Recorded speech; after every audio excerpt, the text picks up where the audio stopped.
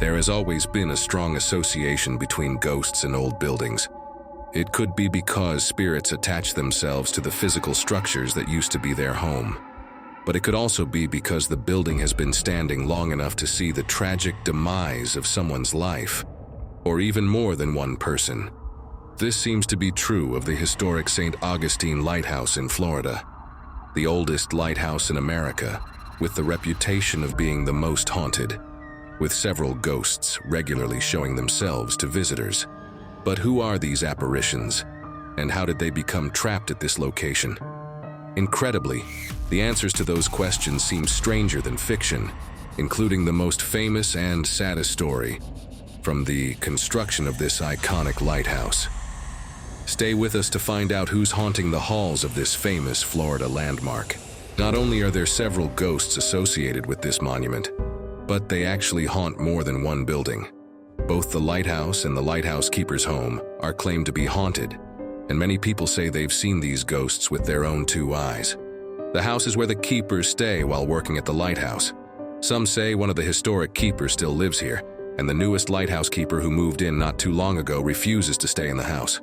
He said he didn't believe in ghosts before he moved in, but after just a few days, he admitted that something terrifying was happening there. Those who have investigated the ghosts of St. Augustine say that the residence is haunted by the ghost of Major William Harnes, the very first keeper who lived there after it was built in 1876. After 13 long and hard years working at the lighthouse, the Major died in the house from tuberculosis, but it appears he's still there. The tour guides who work at St. Augustine know the ghost of the Major is nearby when they smell cherry tobacco, but there are also multiple reports that you can still hear him coughing up blood the same way he did in his final days, suffering from TB. Others have even said he can sometimes still be seen rocking in his rocking chair. Once, when a new tour guide accidentally referred to him as Mr. instead of Major, the rocking chair started moving wildly in full view of the entire tour group. Everyone watched in horror until the frightened tour guide managed to scream, "Stop!" The chair stopped rocking immediately. The Major has startled people, but he's not the kind of specter that makes your blood run cold or makes your hair stand on end. But in the lighthouse itself, you might find exactly that with a ghost, only referred to as the Man. He appears as a dark figure, or a man dressed in a blue jacket and mariner's hat, sometimes even seen in broad daylight. Like the Major, he's also often announced by the smell of tobacco smoke. His heavy footsteps are often heard walking up and down the many steps of the lighthouse, as though he's still dutifully doing his job. But those who have seen him or felt his presence describe it as terrifying, and they may be right. He has been known to open and close windows frequently, but one person working at the lighthouse had a much more frightening experience than that. One day, they were about to leave when they reached the door of the lighthouse and couldn't get out. The door had been locked from the other side. Thankfully, her colleague was nearby to rescue her. But who knows what would have happened if they weren't there. Nobody knows why this phantom was trying to trap her inside.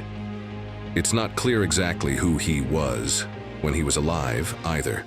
Some people believe that he resembles William Russell, a lighthouse keeper who worked at St. Augustine from around 1850. He was known for taking his job particularly seriously, so perhaps he's still carrying out his duties after death. He may also view outsiders as a threat.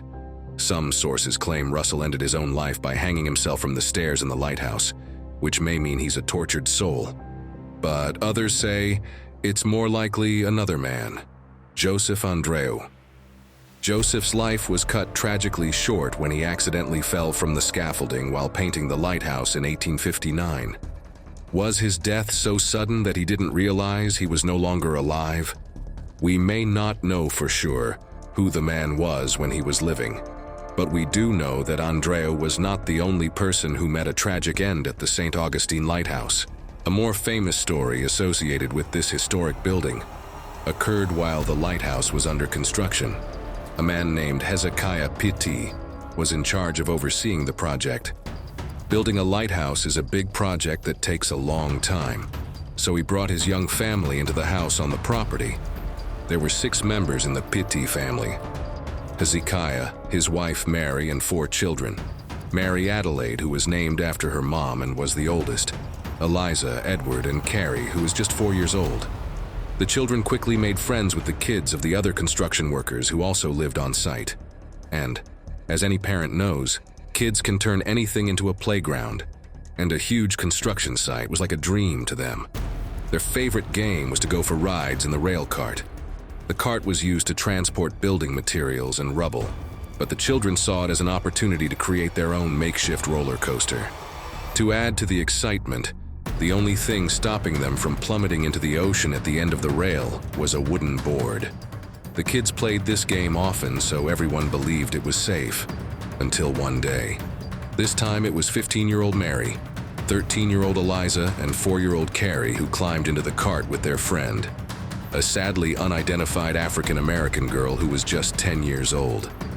They rode the cart just like they had done almost every day since they'd moved there. But this time, the wooden board at the end of the rail collapsed instead of protecting them. The girls crashed into the shallow water, and the heavy wooden cart fell on top of them, trapping them underneath it.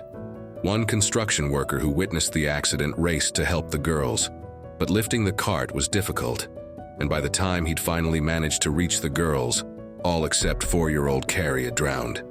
He heroically managed to save 1 young life, but 3 were lost.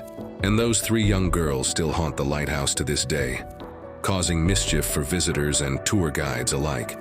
Many who have visited the lighthouse claim they clearly heard a young girl's laugh echoing through the lighthouse.